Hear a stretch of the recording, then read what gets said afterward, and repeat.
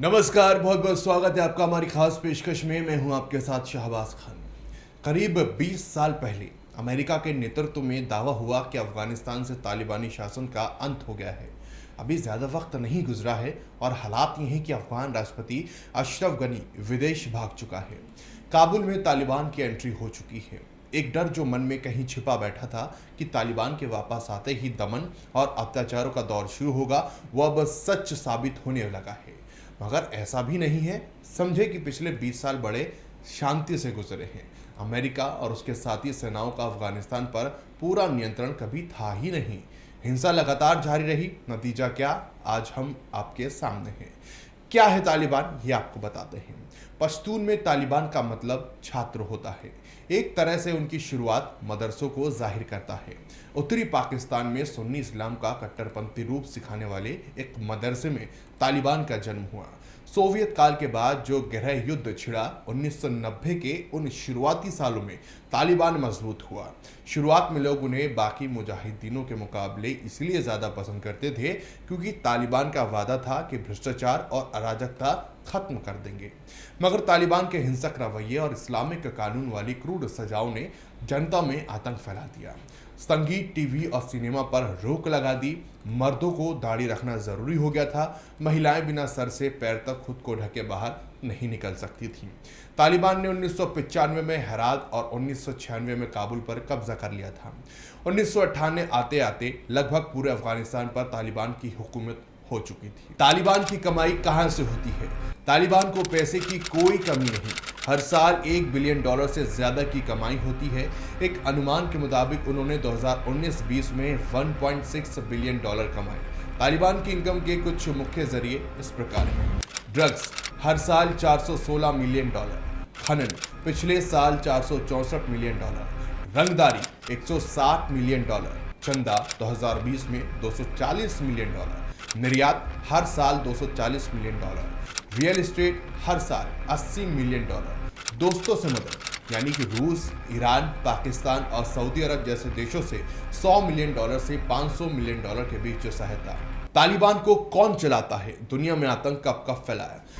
आखिर इतनी तेजी से कब्जा कैसे कर रहा है तालिबान? दरअसल 2014 से अमेरिका यहां पर सैनिकों की संख्या में कटौती कर रहा है।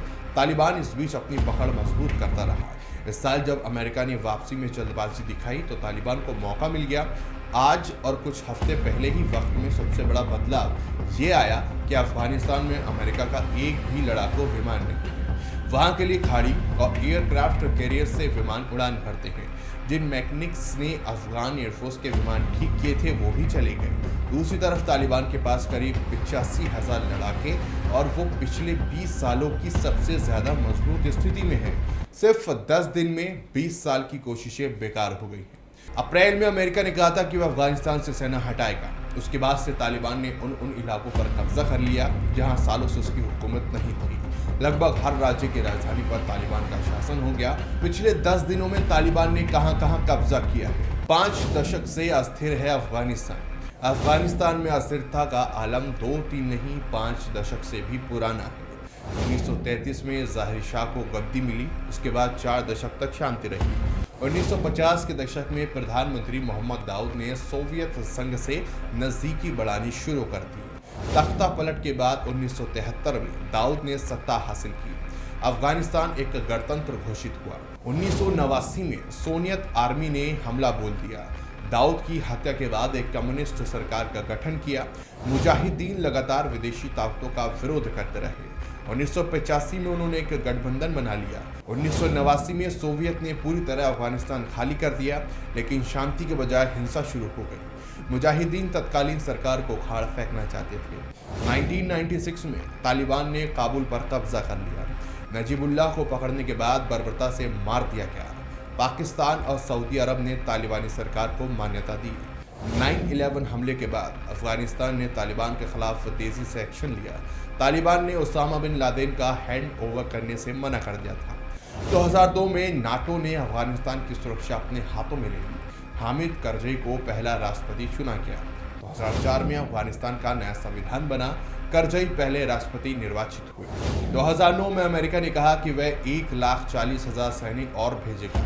2011 में अमेरिका ने ओसामा बिन लादेन को पाकिस्तान में मार गिराया। 2013 में तालिबान के संस्थापक मुल्ला उमर की कराची में मौत हुई। 2014 से अमेरिकी सैनिकों में कमी शुरू की गई। अफगान सुरक्षा बलों ने जिम्मा संभालना शुरू किया। उग्रवाद बढ़ने लगा। 2020 आते आते तालिबान की पकड़ खासी मजबूत हो चुकी थी। अमेरिका ने 29 फरवरी को उनके साथ शांति समझौता किया। 14 महीने के भीतर देश छोड़ दिया। 9 सितंबर 2021 वह आखिरी तारीख जिससे पहले अमेरिकी सैनिक अफगानिस्तान छोड़ देंगे। कैसी लगी आपको जानकारी कमेंट में जरूर बताइए। चैनल को सब्सक्राइब कीजिए। नमस्कार।